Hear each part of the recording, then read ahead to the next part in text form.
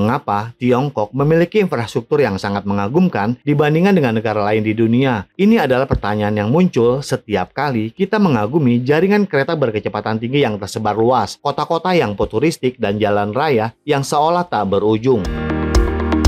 Infrastruktur Tiongkok merupakan bukti dari perencanaan strategis dan investasi selama bertahun-tahun. Namun, apa sebenarnya yang mendorong transformasi yang luar biasa ini? Dan di episode hari ini, kita akan membahasnya.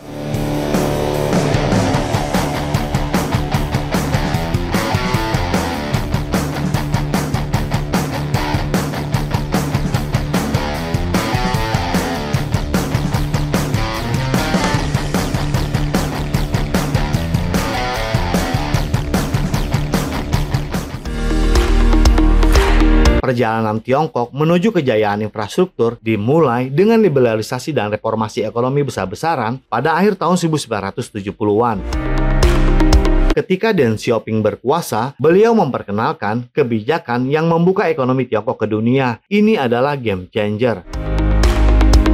Pada tahun 1970-an, Shenzhen adalah desa nelayan yang sepi, desa dengan hanya populasi sekitar 300 ribuan penduduk. Sekarang, kota ini adalah kota metropolitan yang ramai dengan populasi lebih dari 12 juta jiwa.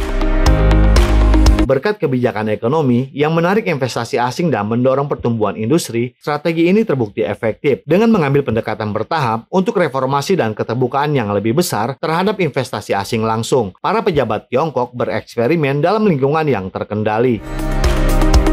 Gedung pencakar langit futuristik dan jalan raya yang padat telah menggantikan gedung-gedung tua yang suram, ladang pertanian berlumpur, dan sepeda tua di jalanan Shenzhen. Menarik investasi asing langsung adalah pekerjaan nomor satu. Taman Industri Berteknologi Tinggi Shenzhen didirikan pada tahun 1996. Menarik perusahaan-perusahaan internasional terkemuka seperti Intel, IBM, Toshiba, dan Samsung. Zona ekonomi khusus seperti Shenzhen menjadi pusat kegiatan ekonomi yang menghasilkan pendapatan yang dapat disalurkan ke proyek infrastruktur. Pada tahun 1980, PDB Tiongkok hanya sekitar 306 juta dolar Amerika Serikat. Kemudian pada tahun 2022, jumlahnya hampir 18 triliun dolar Amerika Serikat. Pertumbuhan ekonomi yang meledak ini telah menjadi tulang punggung keuangan untuk investasi infrastruktur besar-besaran. Tiongkok menghabiskan sekitar 8,5% dari PDB-nya untuk infrastruktur dari tahun 1992 hingga tahun 2011, dibandingkan dengan Amerika Serikat yang hanya 2,5% selama periode yang sama. Tingkat investasi ini telah memungkinkan Tiongkok untuk membangun jalan raya kelas dunia, kereta api berkecepatan tinggi, dan bandara dengan kecepatan dan skala yang hanya dapat diimpikan oleh negara lain. Salah satu contoh yang paling menonjol adalah jaringan kereta api berkecepatan tinggi yang diluncurkan pada tahun 2008. Kereta api berkecepatan tinggi di Tiongkok kini mencakup lebih dari 45.000 km, menjadikannya yang terbesar di dunia. Ini bukan hanya tentang membangun rel, tetapi tentang menghubungkan kota-kota yang meningkatkan kegiatan ekonomi regional dan menciptakan jutaan pekerjaan. Liberalisasi dan reformasi ekonomi Tiongkok menyiapkan landasan untuk ledakan infrastrukturnya dengan membuka perekonomian yang menarik investasi asing langsung dan memprioritaskan kebijakan yang berorientasi pasar. Tiongkok menciptakan fondasi keuangan yang kokoh untuk kemajuan infrastruktur yang luar biasa. Kemauan dan stabilitas politik Tiongkok dalam hal membangun infrastruktur kelas 1 telah memainkan peran yang sangat besar. Tidak seperti di banyak negara lain, pemerintah Tiongkok yang tersentralisasi dapat membuat keputusan dengan cepat dan menyelesaikan proyek jangka panjang tanpa pertengkaran politik yang biasa terjadi yang dapat memperlambat banyak hal. Di tempat lain di banyak negara demokrasi, perubahan pemerintahan dapat berarti pergeseran kebijakan dan prioritas yang dapat menunda atau bahkan membatalkan proyek-proyek infrastruktur. Di Tiongkok, visi jangka panjang kepemimpinan memastikan bahwa proyek-proyek tetap berjalan pada jalurnya. Ambil contoh saja proyek transfer air Selatan Utara. Prestasi teknik kolosal ini bertujuan untuk mengalihkan air dari Sungai Yangtze di wilayah selatan ke wilayah utara yang gersang. Proyek ini digagas pada tahun 1950-an dan masih dikerjakan hingga saat ini. Dengan beberapa bagian dari proyek ini telah selesai dan beroperasi.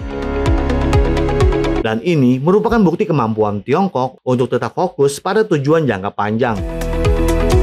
Kemauan politik yang kuat juga dapat terlihat dalam pembangunan perkotaannya. Kota-kota seperti Shanghai dan Beijing telah mengalami transformasi besar-besaran berkat inisiatif yang dipimpin pemerintah. Distrik Shanghai Hudong yang sebagian besar merupakan lahan pertanian pada awal tahun 1990-an kini menjadi pusat keuangan global dengan cakrawala yang menyaingi gedung-gedung kota di New York.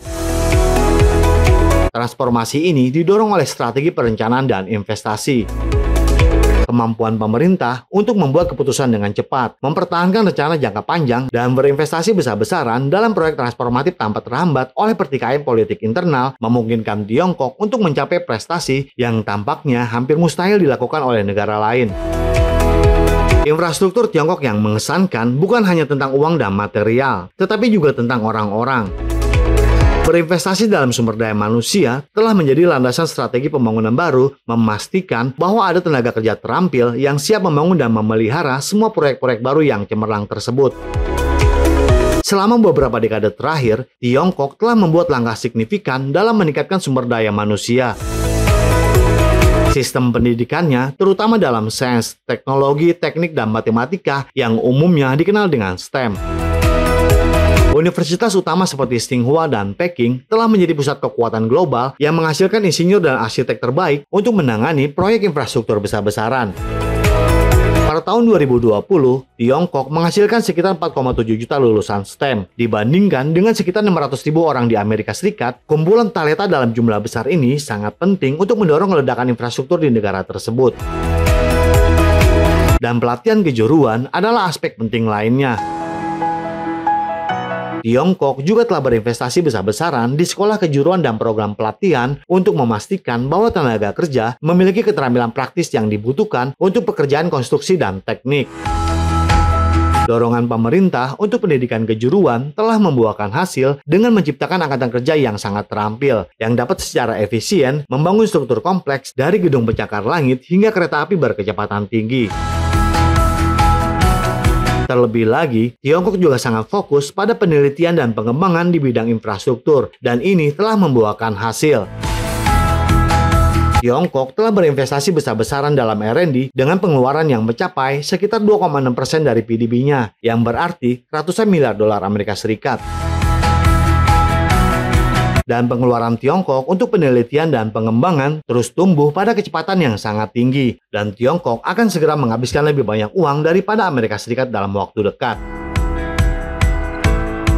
Peningkatan investasi ini membantu dalam teknik material konstruksi dan praktik berkelanjutan yang menjadikan Tiongkok tetap terdepan. Singkatnya, supremasi infrastruktur Tiongkok bukanlah suatu kebetulan. Ini adalah hasil dari tindakan yang direncanakan dan strategis yang mencakup kebijakan ekonomi, kemauan politik, dan investasi sumber daya manusia.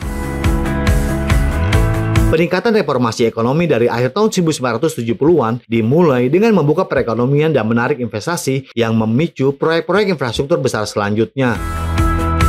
Pemerintah Tiongkok yang tersentralisasi dapat membuat keputusan dengan cepat dan tetap berpegang pada rencana jangka panjang tanpa penundaan yang sering terlihat dalam negara demokrasi. Stabilitas dan fokus ini membantu menjaga proyek besar tetap berjalan pada jalurnya.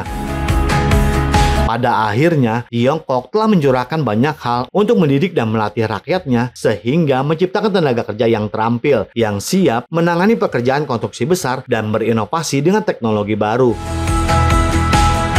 Faktor-faktor ini menjelaskan mengapa infrastruktur Tiongkok begitu maju dan menetapkan standar tinggi bagi seluruh dunia. Jadi bagaimana dengan kebijakan di negara Anda? Silakan berikan komentarnya di kolom komentar kami. Terima kasih dan sampai jumpa di episode berikutnya.